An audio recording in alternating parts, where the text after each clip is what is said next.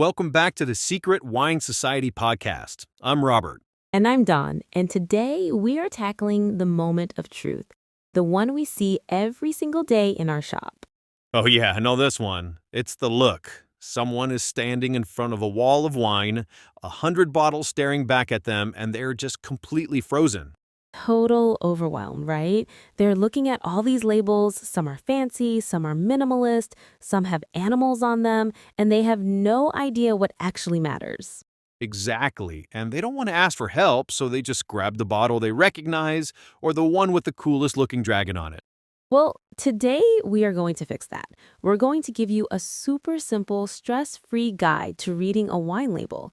The good news is you only need to find a few little clues. It's way easier than it looks. Okay, I'm ready. Let's start with the absolute basics. What are the must-know? You only need to look for three things, just three. Three things. I can do that.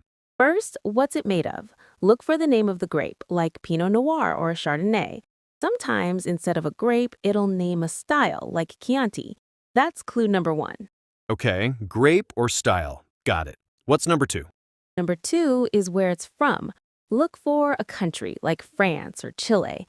Or it might be a more specific region, like Burgundy or the Willamette Valley. This tells you about the climate and the general style you can expect. Right, so where the grapes grew up. Okay, that's a great point. So France versus Chile. Can you give us a quick breakdown of what that difference really means? What's the philosophy behind Old World versus New World winemaking? Exactly. And the third thing is the producer, who made the wine. This is usually the biggest name on the bottle. Once you find a favorite producer, you can trust their other wines too. It's like finding a favorite author. So what it is, where it's from, and who made it. That's it. That's the foundation. Everything else is just extra detail. Okay, but here's the biggest question I always get. How can you tell if a wine is going to be sweet or dry just from the label? Yeah, that's a huge one. There are two good tricks for this. The first is to look for key words. Some wines will just say dry Riesling right on the front. That's helpful. For sparkling wines, you might see the word brut, B-R-U-T. That means it's dry. If you see words like demi-sec or doux, that's French for semi-sweet or sweet. Okay, so brut is dry. That's a good one to remember. What's the other trick? Look at the alcohol percentage, or ABV. It's legally required on every label. As a general rule, higher alcohol means the yeast ate all the sugar and turned it into alcohol.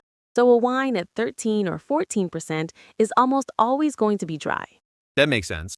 Conversely, if you see a wine that's only 8 or 9% alcohol, that's a clue that the fermentation stopped early, leaving some natural sweetness behind. Think of a German Riesling or a Moscato d'Asti. That's a fantastic shortcut. High alcohol, probably dry. Low alcohol, might be sweet. I like that. So while we're on the subject of labels, let's talk about what does not matter when it comes to quality or value.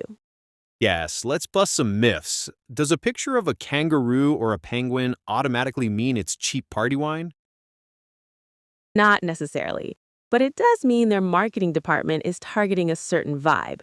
The art on the label tells you almost nothing about the quality of the juice inside. Same goes for a super heavy bottle or a fancy gold leaf design. It's all marketing. So don't judge a wine by its label art. What should we look for instead? Flip the bottle around. The back label is often where the real information is. Does it tell you a little story about the winemaking family? Does it give you specific tasting notes or pairing suggestions? That shows care and transparency. That's a good point. A producer who's proud of their work will often tell you a bit more about it. All right, let's give people some easy, quick grab rules. Say you're in the store, you're in a hurry, and you just need something reliable. What's your go-to rule for red wine? Ooh, good one. My rule for an easy red is find a Grenache blend from the south of France. Look for a Côte d'Iran on the label.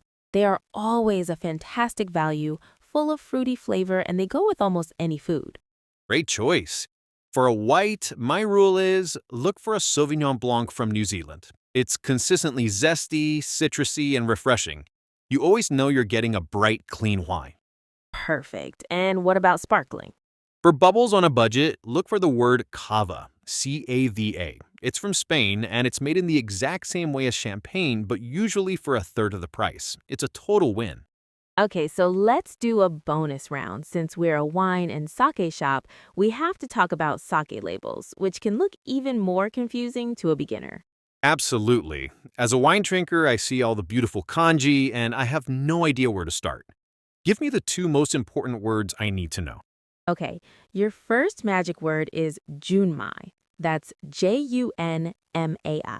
It literally means pure rice. This tells you the sake is made from only rice, water, yeast, and koji. There's no distilled alcohol added. It's a mark of a pure traditional style. Junmai. Pure rice. I can remember that. What's word number two? The second word is ginjo, Ginjo. This refers to the rice polish ratio.